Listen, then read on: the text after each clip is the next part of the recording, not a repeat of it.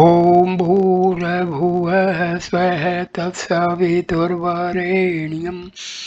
भर्गो देवस्य धीमहि धियो यो नः प्रचोदयात् ॐ शान्ति शान्ति शान्तिः. Namaskar my dear friends. In this video I am going to tell the story of Nachiketa and Lord Yama, the god of death. This is a very famous story from Chandogya Upanishad. The story goes like this. Yama is the lord of the underworld. It is his duty to see that people are rightly punished. He sits in judgment on the actions of all living beings. A young seeker after truth dares go to this god of death for knowing the truth about the nature of the human soul and its destiny. By persistent questioning and by a simple naivete all his own, he persuades Yama to part with the mystic knowledge about the soul and the Supreme Spirit, that is Brahma. What is more, he elicits from Yama the full course of the pathway to the realization of the great truth. It is this pathway that later developed into the more scientific yoga school of Patanjali. This story describes the adventure of young Nachiketa. To the god of death do I give you away, said the angry father Vajasravas to the youthful Nachiketa when he insisted upon his being gifted away during a sacrifice. Vajasrava Vajasrava was a very ambitious householder and he thought of performing some sacrifice which would bring him name and fame. Of the many sacrifices that were current in those days, Vishwajit, that which conquers the world, was one. The price that the performer of this sacrifice had to pay was very heavy. He was expected to give away all his property. Vajasarva Vajas, Vajasravas decided upon performing this sacrifice rather than any other and gave away all his property to the Brahmins. But poor man, he had not much of it, and many a lean and barren and limbless cow also formed part of his scanty belongings. His young son, who was but a stripling, observed all this and was convinced that his father's ambition had overshot the mark. But he had great faith in himself and he believed that by offering himself up he would be rescuing his father from a calumny and from the joyless world that would otherwise be his lot.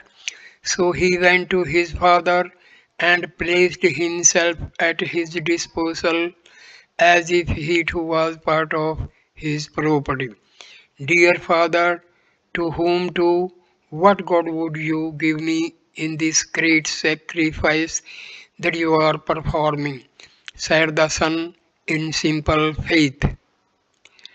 His father did not heed the request. He was not in a mood to treat his son as chattel. He was preoccupied with other details of the sacrifice. But his son Nachiketa was persistent. He repeated his question. Still the father cared not. Then he repeated the question for the third time.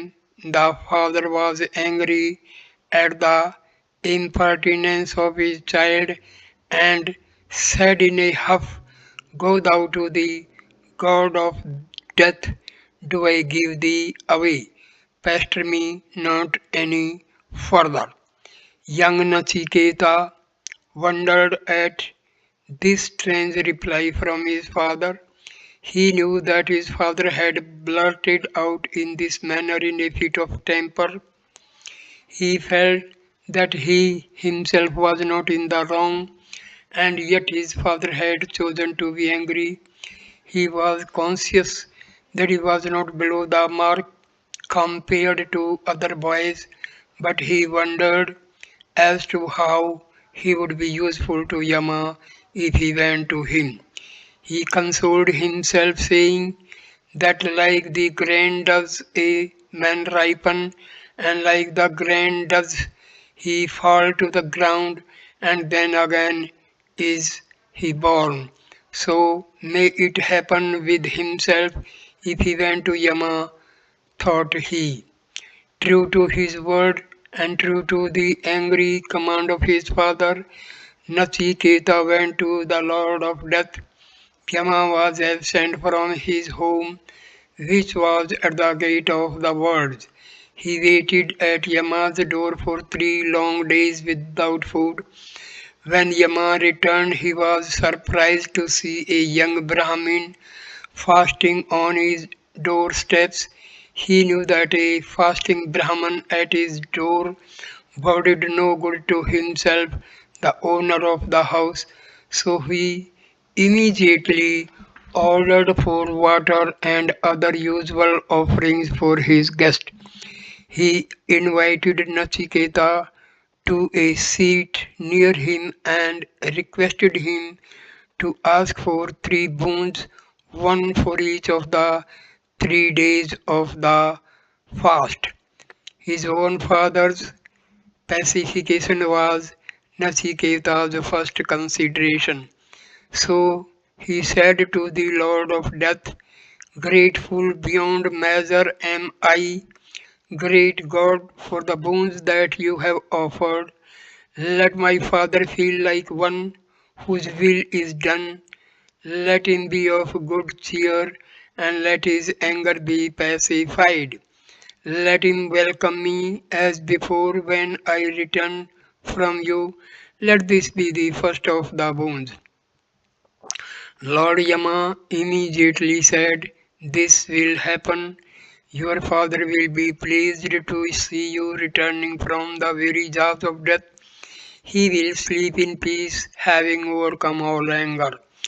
While asking for the second boon, Nachiketa said, "I learned that there is no fear in heaven, nor are you who destroy life to be found there, nor does old age afflict people in that happy place, free from the pangs of hunger and thirst, and being above sorrow people enjoy life there without any let or hindrance. I am full of faith and I deserve to know that world. Therefore, O Yama, give me that knowledge. This I ask of you as the second boon." Yama was very much pleased with Nachiketa's question.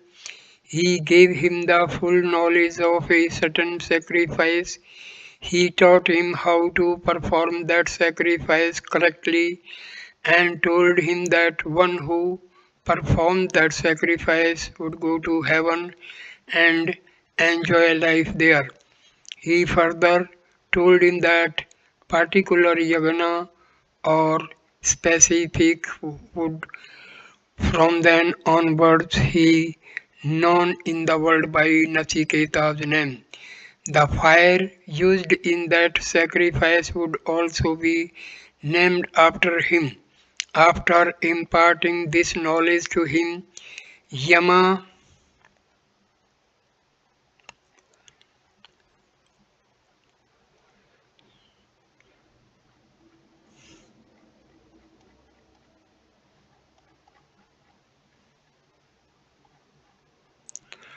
called upon him to ask for the third and last boon.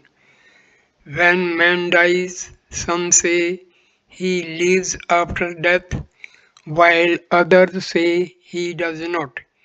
This is yet a matter which is undecided and which is much discussed. I would like to learn definitely from you that the truth about the matter. This is the third boon I ask for, said Nachiketa. Yama was not a little disconcert- disconcerted at this great question from the young questioner. He tried to dissuade Nachiketa from asking for knowledge so difficult, but he failed to do so. On the other hand, he whetted Nachiketa's curiosity the more by withholding a ready reply. Young seeker, why not choose some other boon? Even the gods have not come to a decision on this point, nor is it easy to understand this subject. It is too subtle a matter. Please relieve me of the burden of answering this difficult question. Why press me hard? Pleaded Yamaraj. Nachiketa insisted.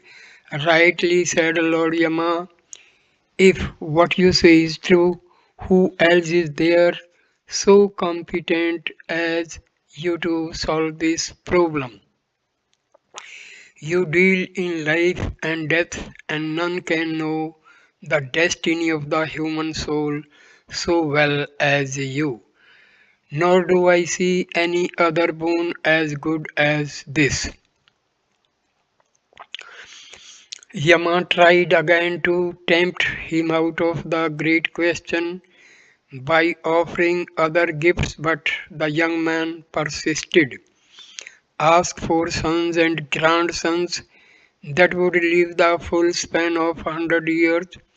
Ask for numerous cattle, elephants, horses, and gold. Ask for ample land, and you may even ask for life that may last as long as you desire. You may ask for any other boon which you dream equal to this. You may rule this wide world as long as you desire, and I shall give you the power to enjoy all possible pleasures on earth. You are free to ask me frankly for the fulfillment of all desires that are difficult of fulfillment in the world of mortals. These beautiful damsels with chariots and musical instruments going about here are hardly ever seen by man, but at my behest they will all attend on you and serve you. But do not, for God's sake, ask me anything about life after death, said Yama. This offer was a fresh temptation in the way of Nachiketa, but he was firm of mind. He therefore brushed aside this temptation and said, you destroyer of all things, are not all these that you mentioned but temporary and ephemeral things, living but for a day? Do they not corrupt and enfeeble the senses? This life, after all, is but a brief one, and therefore I shall have none of these things that you so generously offer. These chariots and these dancing girls I leave to you. Not by wealth or pleasure alone is the human soul satisfied, and after all, we would get this wealth when we have once seen you, and we would live on as long as you choose and long as you rule. I do not wish to concern myself with all those things. It is that knowledge alone that is worth begging from you. What fool of a man would indulge in mere dance and song and wish to live long merely like an animal when once the when once he has known the true nature of life, and when once he has come in touch with you who never become old and who are immortal. Therefore, O Yamraj, tell me about that life after death, about which even the gods are still in doubt. I shall not choose any boon other than this, the solution of this mystery of mysteries. When Yama found that his disciple was staking everything on this question, he became helpless. Yet he was pleased. He saw that young Nachiketa deserved to know the highest truth. He had faith, sincerity, purity, simplicity of mind, tenacity of purpose, freedom from temptations, and above all, an intense desire to know that the truth and realize it in his own life. Yama said, "Dear and wise child, two paths always lie open before a man, the path of Shreya or of good deeds, and the path of Preya or of pleasure. He who follow, follows the former achieves the goal, while he who follows the latter perishes. The wise always choose the right path. You have spurned the path of pleasure and have chosen that which brings permanent good to you. Pleasures did not, could not tempt you.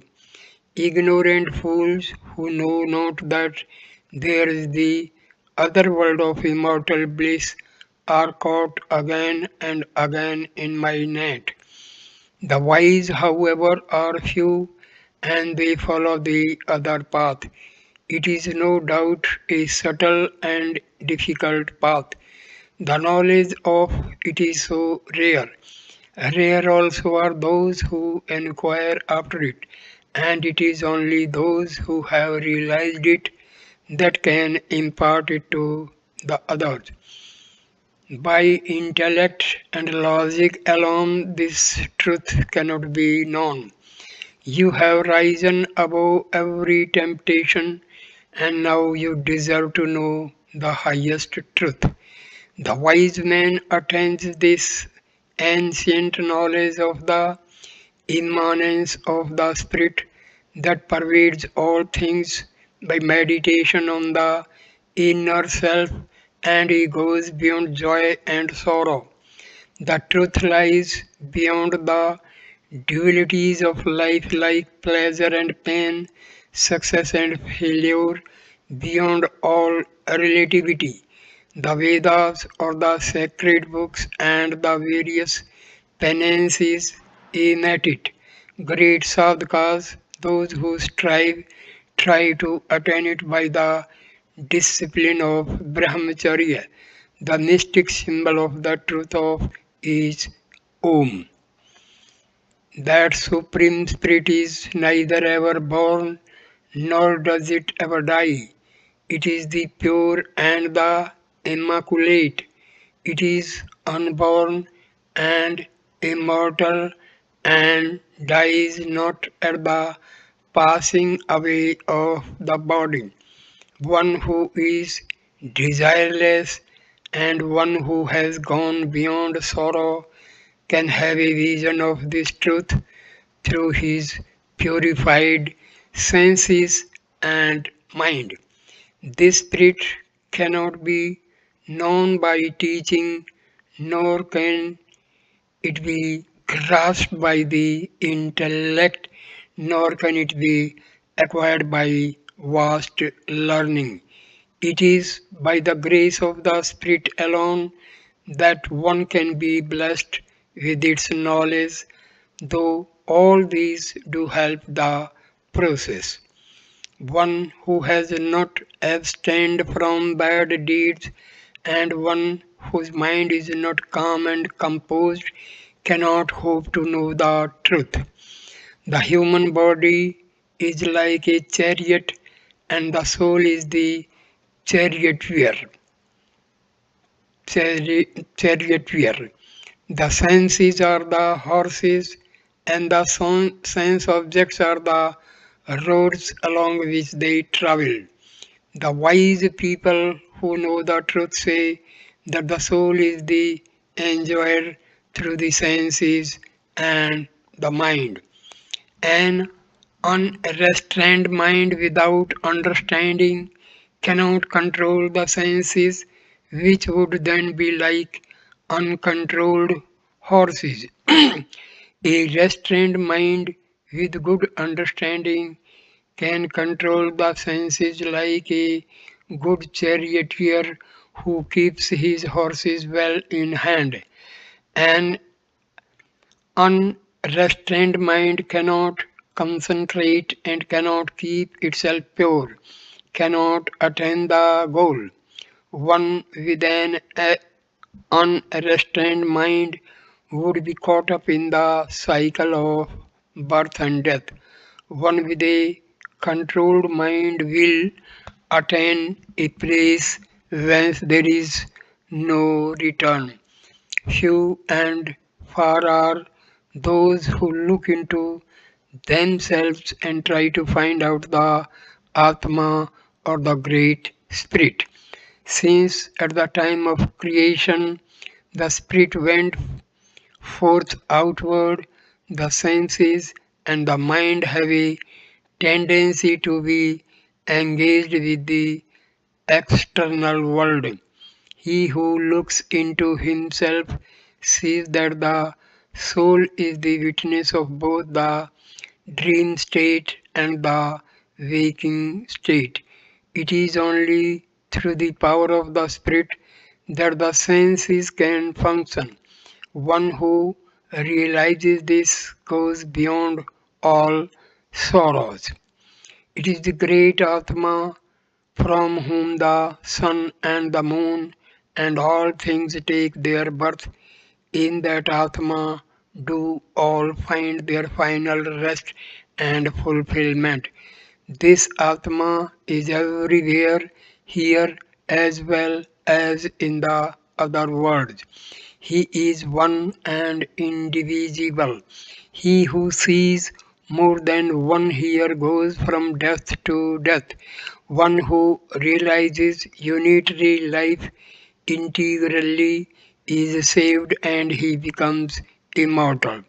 That alone is the real Atma who is awake in those who are sleeping, shaping things as he likes in dreams. That power resides in the pure consciousness which is Dharma, and in that are all the worlds centered. Like fire that assumes innumerable shapes and forms according to the objects that it burns, the one Atma that is at the center in the heart of all things appears different in different objects. The sun, who is like the eye of the universe, is not affected by the impurities of the universe. So too the inner Atma stands unaffected by the sins and the sorrows of the world. He, the great Atma, the arc controller, is the inner essence of all beings. It is He who saves the one into many. Those wise and brave men who see Him and realize Him in their souls, it is their joy that is eternal and not that of others. He is the eternal among the fleeting ones. He is the life in the living. He is the one who fulfills the desires of many and all. Those wise men who see him and realize him in their inner selves, it is their joy that is eternal and not that of others. As we observe things, we see first objects of our senses, but our senses are subtler than the objects, as it is our senses that see the objects. But the primary elements are subtler than our senses, since our senses are made of those primary elements. The mind is superior and subtler than the elements, as it is the mind that perceives the elements. The power of understanding is superior to the mind, as it has the power of discrimination. The soul is greater and subtler than the power of understanding, as this is but a part and fraction of that great soul. But the unmanifest is greater and vaster than the great soul that manifests. But Purusha, the Supreme Spirit, is far greater than the manifest and the unmanifest, as it is the synthesis of both and contains both integrally. There is nothing subtler, greater, or superior to that Purusa, which is the final word in existence and being. This is the final goal of all. He pervades all beings secretly and is not manifestly seen. He can be perceived or felt only by subtler seers through their one pointed power of understanding. There is a way by which we can approach that Purusa. The wise who want to have a vision of that great truth should merge the powers of speech, etc., in the mind, that mind in the power of understanding, that power again into the great soul, and that again into the infinitely peaceful spirit. When the five senses and their power of perceiving along with the mind are stilled, and when the power of understanding is held in suspense, that is the supreme condition of human consciousness. That is called the yoga condition or perfect concentration. That is the steady stealing of the senses and holding them there. Then the man is free from objective and fleeting ideas. Such a pure condition of consciousness cannot be realized by the power of speech or by the power of sight or by the mind. It can be realized only through faith and by intuition, purified by the long practice and strict discipline. When all the desires have fled from the mind and all doubts have been cleared, a man becomes immortal. That great immanence is speechless and touchless and formless and deathless. It can neither be tasted nor smelt. It has neither beginning nor end. It is smaller than the smallest and the greater than the greatest. It is the greater truth, the greatest reality, and one who knows this goes beyond death. Arise, awake, approach the worthy ones and learn to realize the truth. Narrow is the path and the difficult to tread, sharp like the edge of a razor. But success is sure to those who dare and do. This is the highest knowledge and the pathway to it as taught by the Yama to Nachiketa, the idea seeker after truth. So I end this video here. Please like, comment and share the video and subscribe the channel. Thanks a lot. Namaskar my dear friends. Namaskar. Next video in the series of stories of Upanishads, I will talk on Rakwa, the cart driver. Okay, namaskar, my dear friends.